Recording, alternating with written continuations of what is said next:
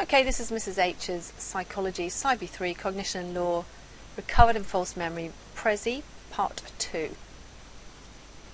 If you remember with Part 1, if you haven't seen it, go and find Part 1, but if you have, you remember that we actually looked at the debate, the discussion between the two types of memory. Are they real memories that have somehow been recovered, maybe with therapy, or are they in fact false memories that have been implanted? We looked at repression, evidence for it, so lab studies and also more naturalistic like the case studies, and discussed the evidence, so analysis, evaluation of that evidence, and therefore really questioning whether repression actually exists. We looked a little bit at the techniques which are up here, and we'll have a look at those, but this video is going to be on false memories, so let's have a look at this. False memories. Is it possible, so the other side of the debate is it actually possible that these are false memories that could have been implanted? Okay, what sort of evidence have we got? Well, there is actually a lot of empirical, very objective research, and most of this research is based on Elizabeth Loftus's work. Right, so she is proposing that it's actually very easy to implant false memories. Okay, and unfortunately these memories are very easily believed to be real. So on the prezi, if you go into prezi, you'll be able to watch this. I'm not going to watch it here because you've got time to do it. If you go into YouTube and just type in Elizabeth Loftus, you'll find some very good clips, some very fascinating clips based on Loftus's work that I would recommend that you watch. Okay, so looking at the empirical research though, I don't want to say too much about the Dease study. The reason for that is if your teacher hasn't actually covered Dease, she or he may well be wanting to do that, and I wouldn't want to spoil it for you and for them. But my students will know the Dease study, and really it just shows how very easy it is to implant some sort of idea. However, of course, evaluative comment for Dease. You know, Dease is not talking about personal memories, and so we would question the validity. It's got limited validity. It lacks mundane realism in terms of what we're proposing here. These are not emotional events, okay, that Dease is dealing with. I won't say any more about that one. We also have plenty of research from Loftus et al. Loftus over the years has collated masses of objective research, and we'll just have a look at some of these. Okay, so I've summarized it very briefly here, but just to give you a little bit more detail. So I'll talk about this one in a moment, but the first one I'm going to talk about is Loftus's study with autobiographical events, personal memories. Okay, so with one particular study, she looked at 24 participants aged between 18 and 53, and they had to read 4 short paragraphs describing some sort of childhood event. Now, 3 of those events had actually happened to them, but the 4th hadn't, even though it was very possible, it was very plausible. So, for example, you know, as a 5-year-old, you got lost in the supermarket. And then participants were asked to write any details about the event they could remember, and also they were asked to write details a week later, and then again another week later.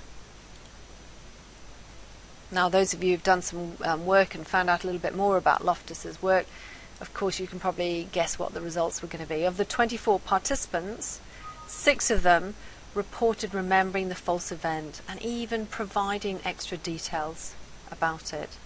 So after introducing a brief suggestion, it shows that people can reconstruct memories of an event that didn't happen. Now, my guys have seen that we've done the War of Ghosts, a little exercise, and exercise in class based on the eyewitness video and documentary where you're watching people in a park, and we know that it's very easy for that information, that memory to get confabulated, to get changed, for it to get reconstructed. It's very, very easy to happen. So, and particularly when there's something that's plausible. Other Loftus research, maybe if we look at this, showing how easy it is, for example, police to implant a memory if they're using leading questions. How easy it is to reconstruct and confabulate a memory. So, with Loftus's this particular study, we had with Loftus and Palmer 1974, 150 participants asked to view a 1-minute film of a car crash, and then they had to describe what happened, and they had to answer questions on that particular film. And as you know, they had an independent group's design with 6 conditions, so all they changed in the sentence, how fast were the cars going, when they changed one word. So some of them were asked when they hit the other car, when they smashed into the other car, collided, bumped, contacted the other car. And they also had a control group, and the control group was not asked about the speed. They would not ask the question about speed. So what they found was, as you guessed, a week later when they're asked a question, did you see any broken glass? And there was no broken glass to be seen. All right, so for example, in a picture like this, we found real differences, or they found real differences in a number of people who saw broken glass. So for example, they found that, let's say the smash group, 32% of them saw broken glass, compared with the hit group, who only 14% of them saw broken glass, and only 12% of the control group.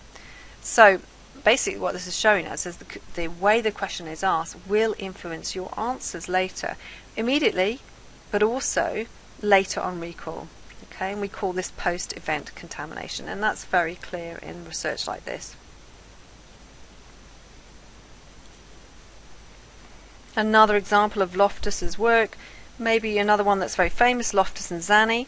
They showed, just again, changing one word can contaminate a memory. So they showed another film of a car crash to a group of participants, and they were asked either the question, did you see the broken headlight, or did you see a broken headlight? Results were the use of the word the resulted in 17% having seen the broken headlight, compared with only 7% in the A group. Did you see a broken headlight? So in other words, again, the wording affected post-event recall.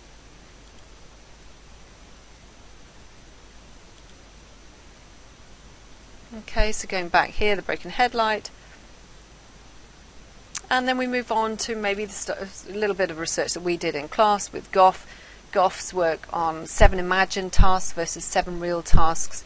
And as you found in class, very difficult to recall at some stage later which of those tasks, they're mundane tasks, but which of those tasks were actually real and which ones you just imagined doing. Okay, so again, we can evaluate this. We can say, look, then that's not the same as being abused. It's not the same as having some trauma, but it does show that it's very easy for us to get confused with what actually happens and what we've imagined happening.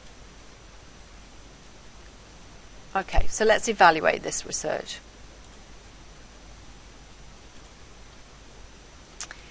Okay, as I've already said, DEIS is about implanting groups of words. Okay, I won't spend too long on that, don't want to spoil that. Loftus also showed that it wasn't always possible to implant false memories.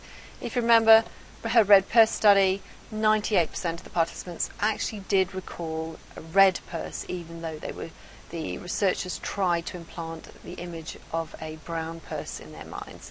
Okay, so in other words, they were reliable, they were accurate in their recall. One of the things that we should perhaps mention at this point is Loftus came up with the idea that it depends very much on whether the event is central or whether it's peripheral to the memory. So if it's something that's very central, and here maybe the red purse, the fact that they were homing in on the fact that there was a purse that was being stolen, maybe that was central, and therefore that made it very reliable. It was something they remembered very clearly. Whereas if it had been details on the periphery, perhaps they wouldn't have recalled it so well. Goff's research, as well, as we've already said, it's not emotional events, lack of realism, lack of validity. Memories, there are other factors that make it likely for these memories to be implanted, and maybe we should mention that. How plausible is it? How possible? Is it something that's really outrageous and therefore you're thinking, no, that wouldn't have happened to me? Or is it something that could easily have happened? And the more plausible it is, the more likely you are going to try and reconstruct it. Also, pressure from others.